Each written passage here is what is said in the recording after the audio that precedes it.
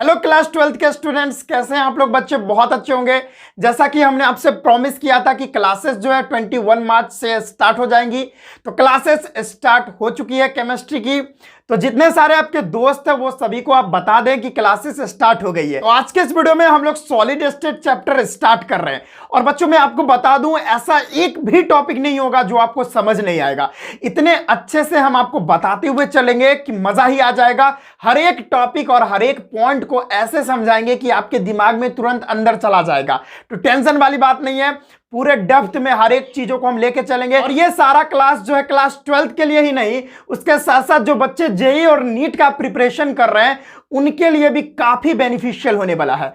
तो आइए स्टार्ट करते हैं आज का ये चैप्टर जो कि हम लोग स्टार्ट कर रहे हैं, दैट इज सॉलिड स्टेट। ठीक है, केमिस्ट्री का फर्स्ट चैप्टर है हमारा सॉलिड स्टेट क्लास 12th का। तो आइए हम इस चैप्टर को स्टार्ट करते हैं बच्चों, एकदम बेहतरीन अंदाज में स्टार्ट करेंगे।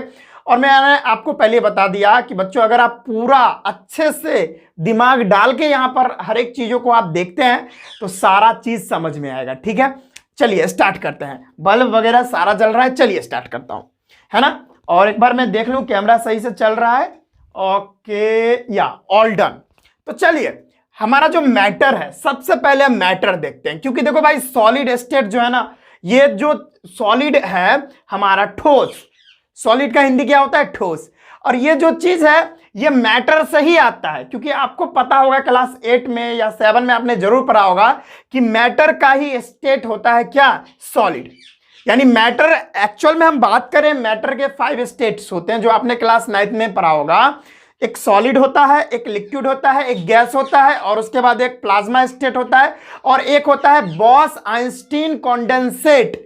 ये 5 स्टेट्स होते हैं। हम आप लोगों ने क्लास 9 में बहुत अच्छे से पढ़ा होगा। लेकिन बच्चों आप लोग को ना, अगर नॉर्मली बात किया जाए तो मैटर के ना 3 ही स्टेट होते हैं according to their intermolecular force. यानी दो मॉलिक्यूल्स के बीच में जो इंटरमॉलिक्यूलर फोर्स होता है उसके हिसाब से देखा जाए तो 3 प्रकार के ही हम लोग का होता है स्टेट मैटर का। एक सॉलिड स्टेट, एक लिक्विड स्टेट और एक गैसेस स्टेट। लेकिन एक्चुअल में इस चैप्टर में ना हम लोग को ना सॉलिड स्टेट के बारे में ही पढ़ना है। ये जो पूरा चैप्टर है वो सॉलिड स्टेट है। ठीक है, और आप लोग को बता दूं, मैं क्लास 11th में जो गैसेस स्टेट चैप्टर था, है ना, वो आपने बढ़िया से पढ़ा होगा, है ना। आप बोलोगे सर भाई, क्योंकि सर मैटर के तो 3 स्टेट होते हैं, एक सॉलिड, लिक्विड, गैस, तो भाई सॉलिड के बारे में ही क्यों पढ़ा रहे हो?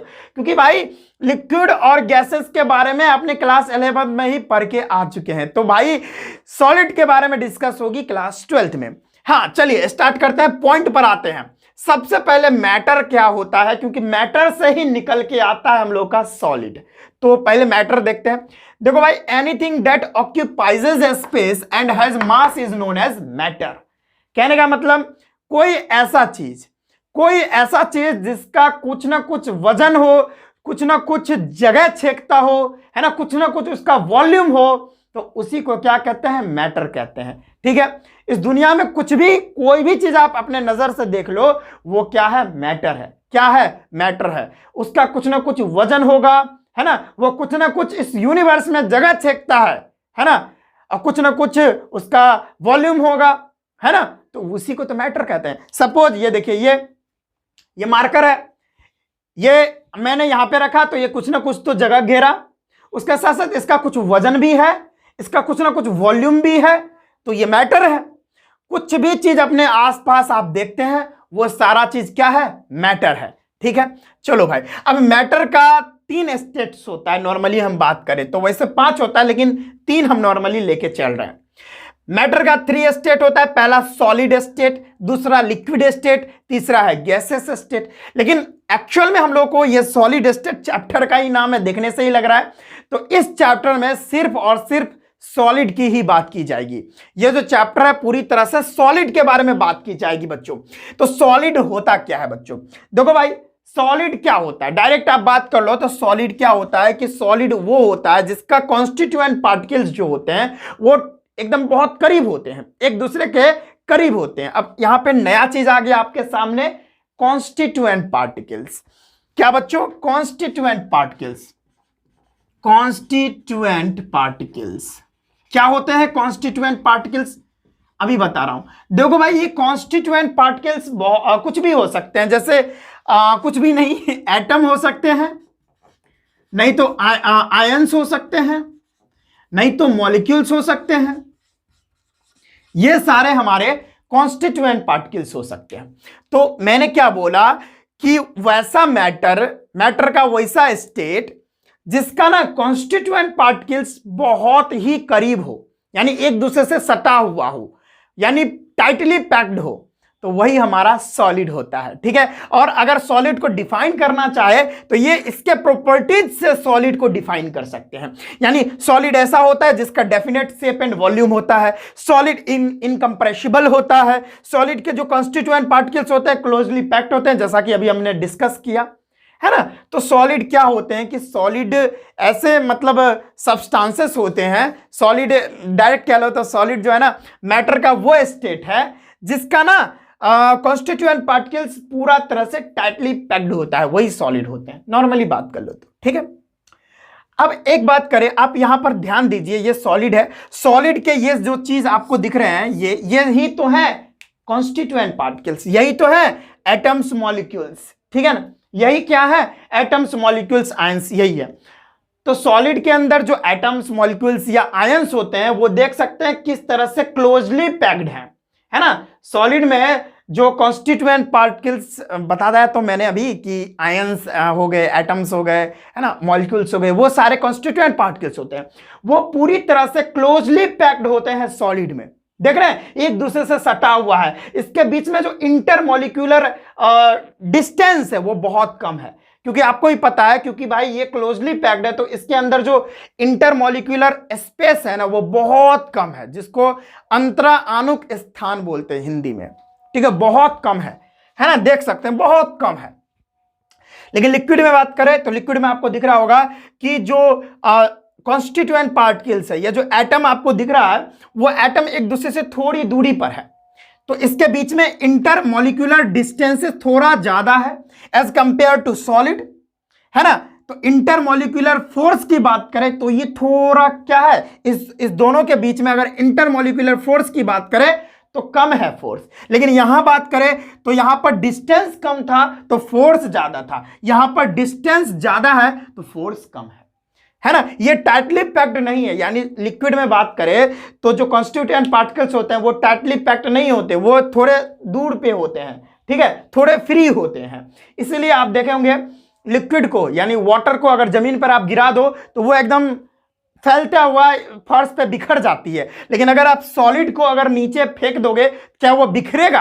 क्या उसके जो एटम्स मॉलिक्यूल्स होते हैं वो क्या फर्श पे बिखर जाएंगे? ऐसा तो होता नहीं है, ऐसा तो नहीं होता।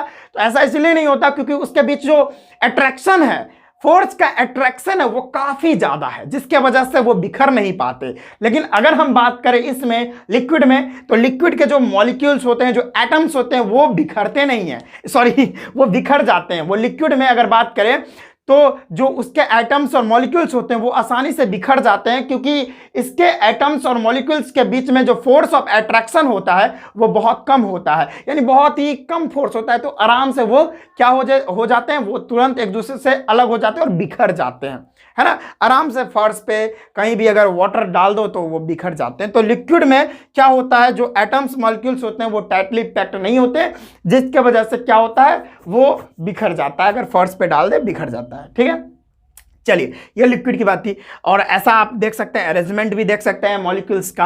अब गैसेस में बात करें तो गैसेस का बात ही मत करो भाई, क्योंकि सबसे ज्यादा अगर फ्री होगा एटम्स मॉलिक्यूल्स तो वो होगा गैसेस का।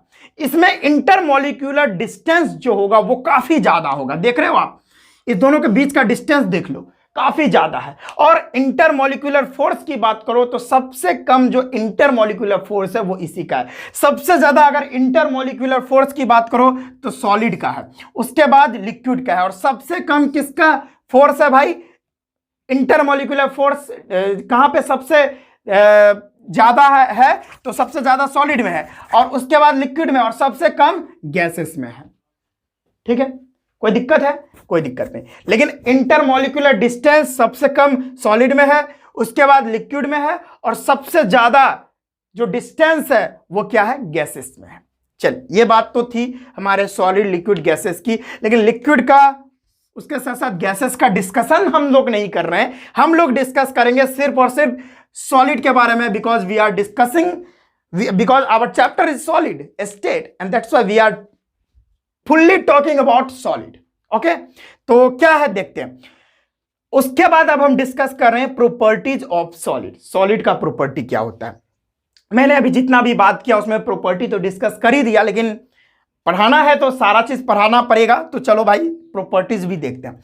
भाई ये जो सॉलिड होता है ना, देखो मैं फिर से बता रहा हूं, पूरी तरह से इस चैप्टर में सॉलिड की ही बात होगी।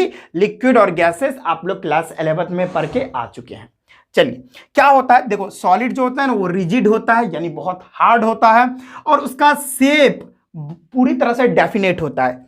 शेप जो है फिक्स्ड होता है, ठीक है, शेप सॉलिड का फिक्स्ड होता है। लेकिन अगर हम बात करें लिक्विड का, तो लिक्विड का शेप फिक्स्ड नहीं होता। अगर लिक्विड को ना आप ग्लास में रखो तो ग्लास वाला शेप ले लेगा, बाल्टी में रखो तो बाल्टी का शेप ले लेगा, कोई भी अगर बर्तन में आप रखो तो लिक्विड को, तो लिक्विड उसका शेप ले लेता है। लेकिन अगर आप सॉलिड को कहीं भी रखो तो कोई क्या उसका शेप ले पाएगा? नहीं ले पाएगा, ठीक है। सॉलिड का जो उसका शेप है वही शेप रहेगा।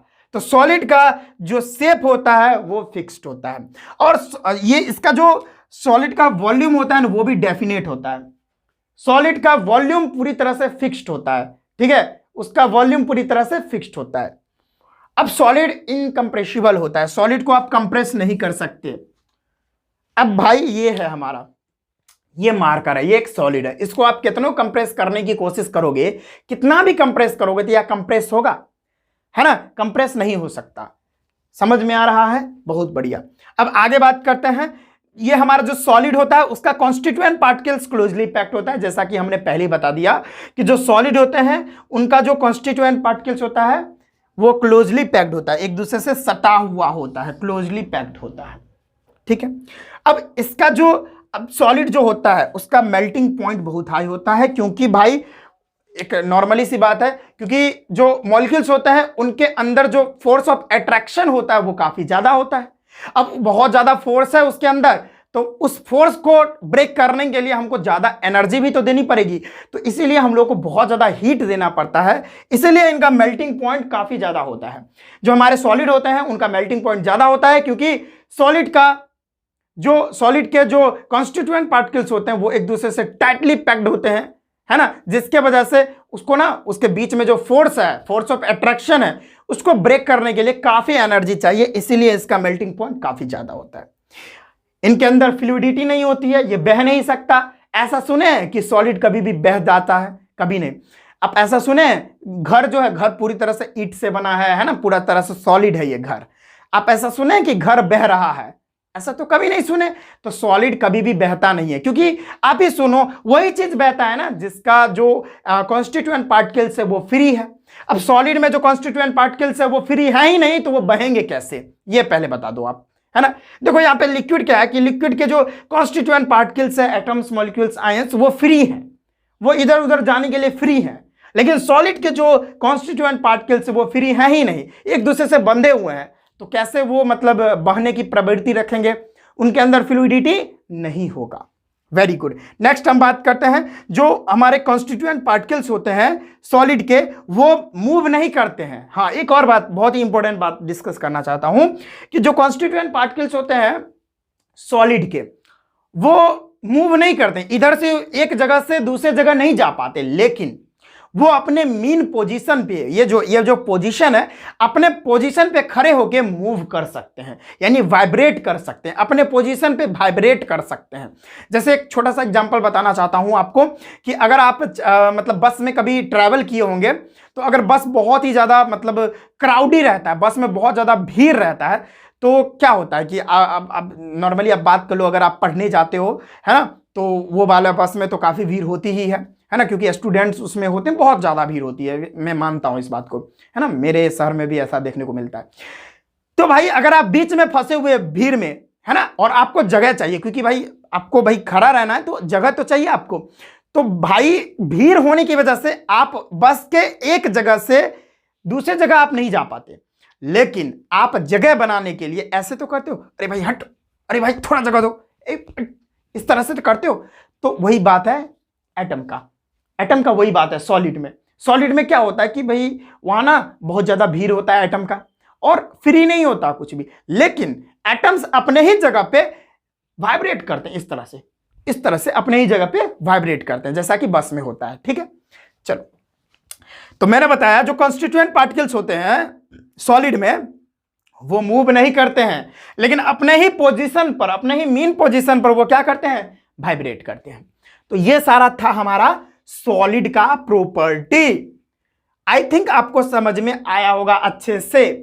तो आज के इस वीडियो में बस इतना ही रखते हैं, क्योंकि आज का वीडियो छोटा था, क्योंकि इंट्रोडक्शन 9th की चीजें जो आपने 9th में पढ़ा होगा वही चीज मैंने आपको बताया। तो आज के इस वीडियो में बस इतना ही रखते हैं। अगले वीडियो में हम बात करेंगे क्रिस्टलाइन और एमॉर्फस सॉलिड के बारे में। अब सॉलिड का भी अगर टाइप अगर आप जानना चाहते हो तो 2 टाइप के सॉलिड आपको पढ़ने पड़ेंगे।